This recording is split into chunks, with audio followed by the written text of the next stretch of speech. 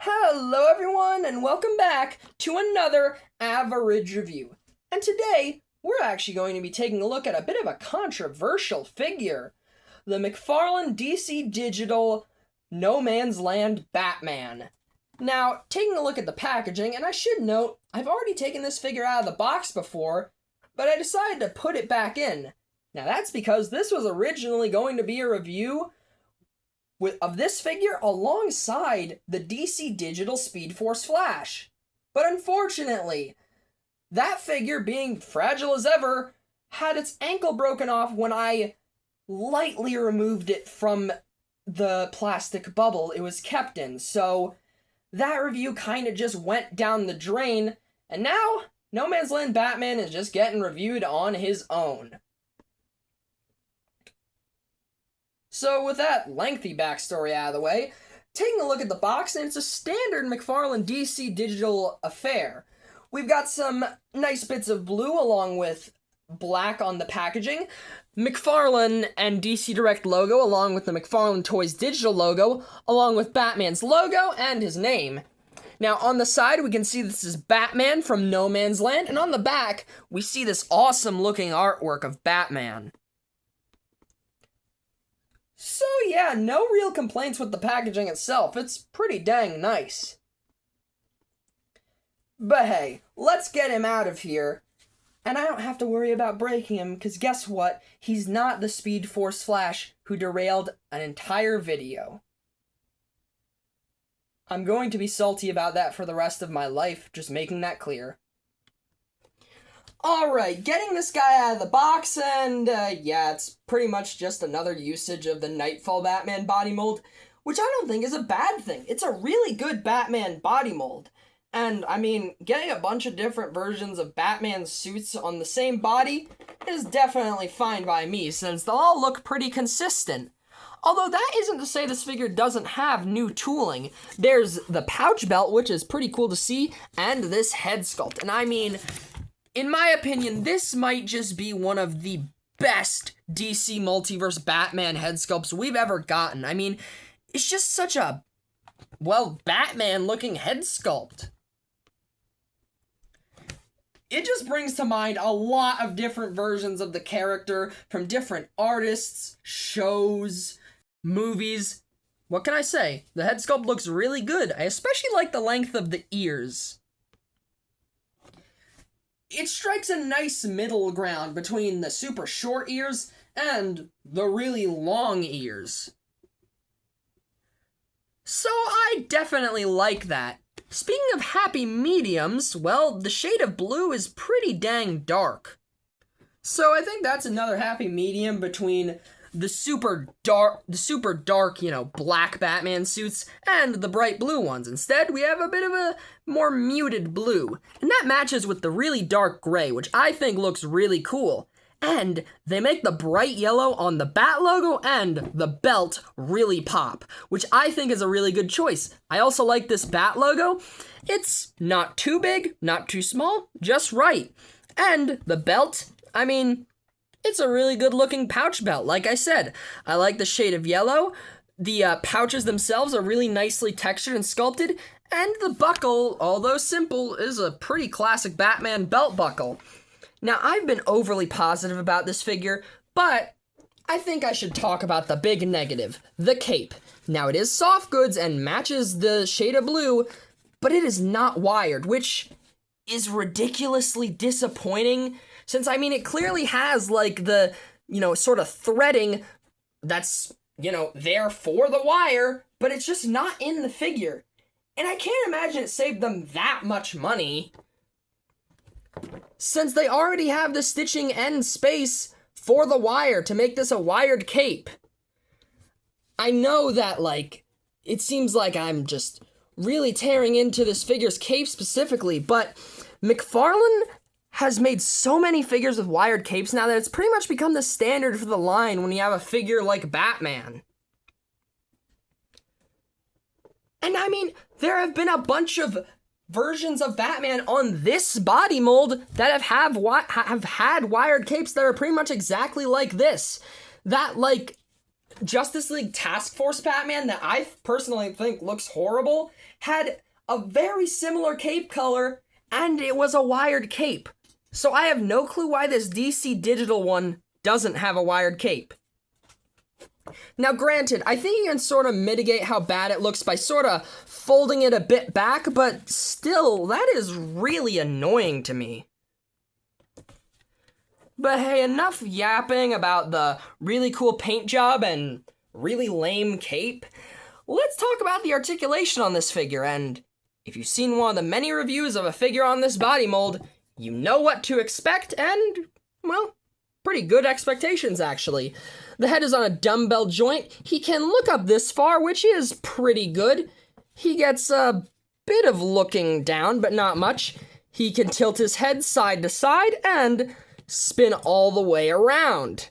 He's got a rotator cuff, which gives you a bit of wobble right there. His arms can spin around and hinge a bit above 90 degrees thanks to that rotator cuff.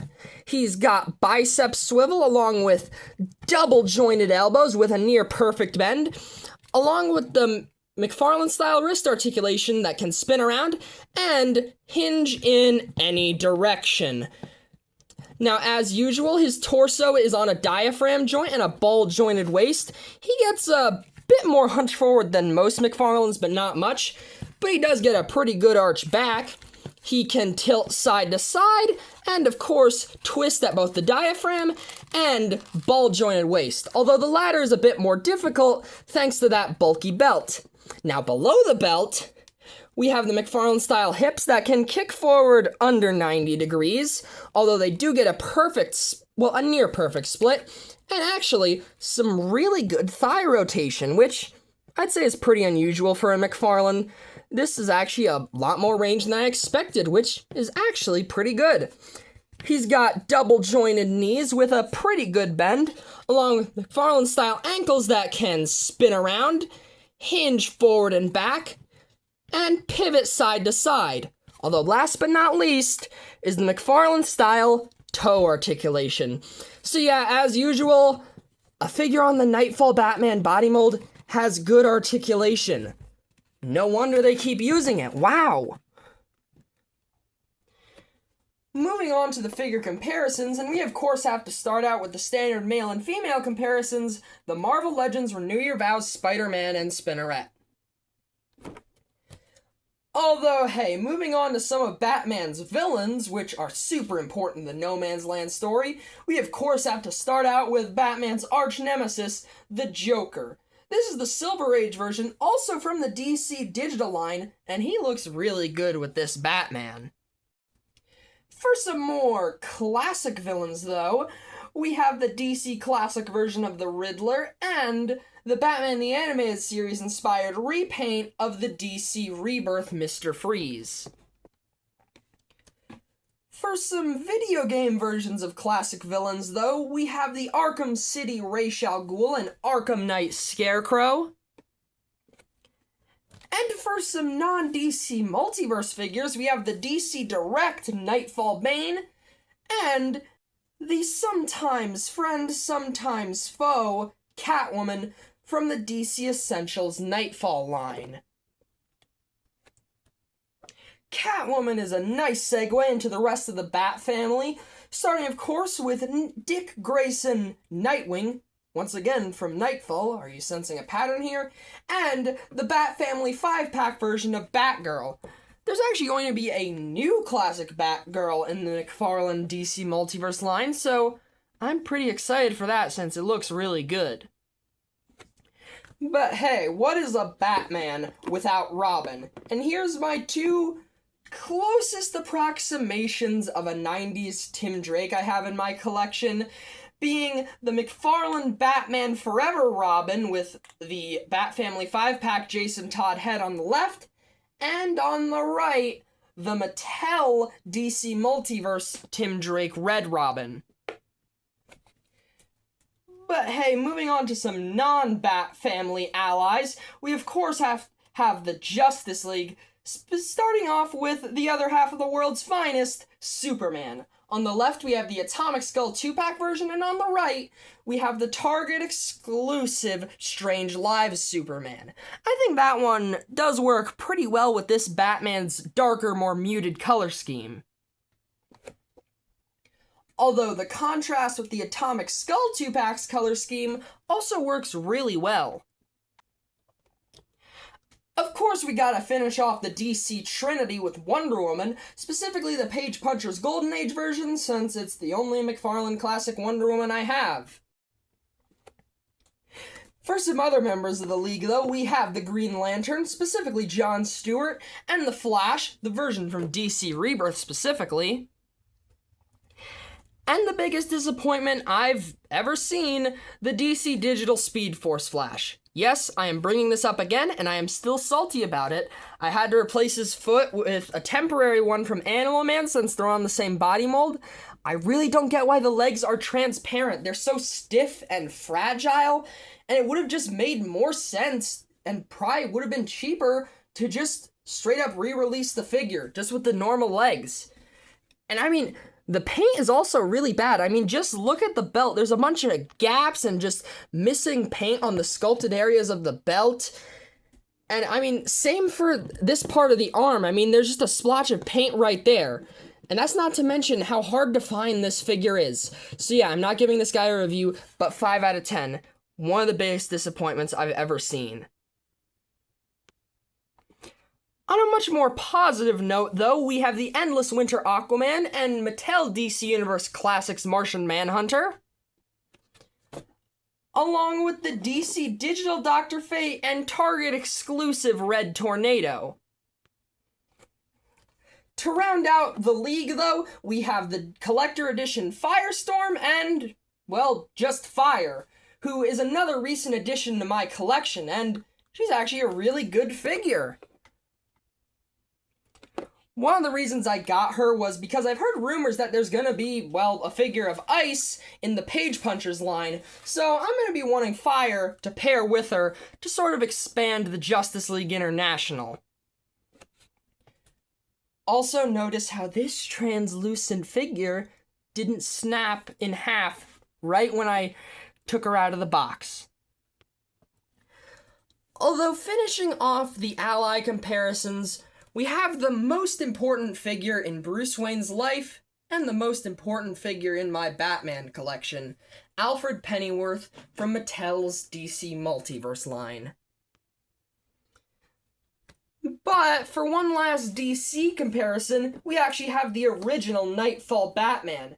Now, while I do like the sculpted logo in bright blue on this guy a lot, I still feel that this guy is just a lot better in just every way in terms of the main sculpt.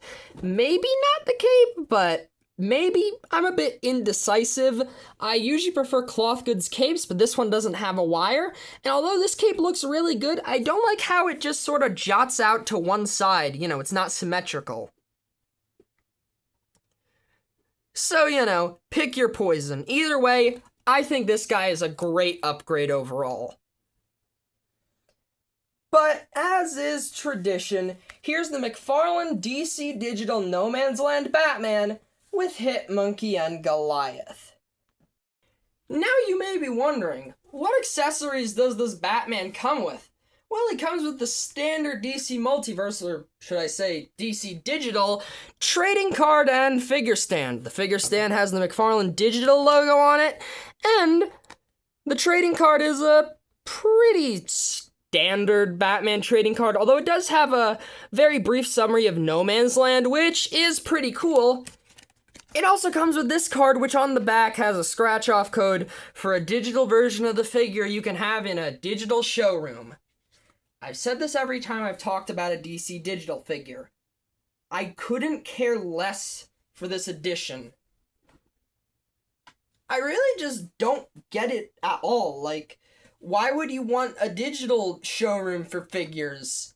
You have an actual figure. If you want a 3D model of Batman, go on, like, Sketchfab. There's probably a bunch of ones. Like I said, I don't get it. If you do, cool. But I don't know. I feel like this isn't worth the added price, which, depending on where you get this figure from, he'll cost you between $28 and $30 retail. That's the retail price. And that's also not considering the fact that this guy doesn't even have a wired cape. They left it unwired despite it costing more than the average DC Multiverse figure. Once again, that is only the retail price. This guy has been very tough to find, so you might have to resort to eBay, where in box, this guy will go for between $40 to upwards of $50 in box, which I think is ridiculous. But I will say, that isn't all this guy comes with. In terms of hands, he comes with a standard pair of fists, but he does come with a pair of accessory holding hands, and a batarang he can hold in either one. Now, on their own, these accessories aren't bad, but they're all of the actual accessories this Batman comes with, and they're just the ones that were included in the first Nightfall Batman. And I mean, since then, we've gotten a bunch more releases that come with more accessories, and even a different set of alternate hands that this guy could have come with, which were sort of open, grabby hands, not really accessory-holding ones. And I mean, not to get picky, but the Silver Age Batman, which was in the standard line, costed, I'd say, maybe $25, depending on where you got him from. And he came with 3 pairs of hands, a batarang, an Ace the Bat Hound accessory, and a wired cape. All for less than this guy. Okay, so what are my final thoughts on this Batman? Well, overall, the base figure is pretty dang good. It's good usage of the Nightfall body mold, it's got great paint apps, and of the few new pieces it has, which are just 2, they're really, really nice looking. Like I said, I love the color scheme, the new pouch belt, and especially the head sculpt.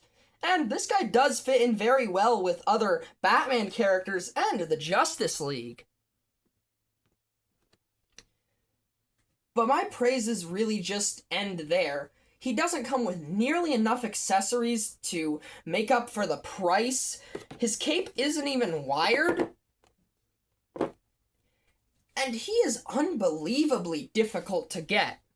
So overall, I feel like this Batman might be one of the biggest cases of missed potential I've seen in a figure that I've actually bought. That isn't to say I actively hate the figure. It's not the worst Batman figure that I've ever seen, and overall, I think it's still okay. But I feel like that's just not enough, especially for a figure more expensive than the standard DC line. So overall, I'm going to give the Mcfarlane DC Digital No Man's Land Batman a 6 out of 10.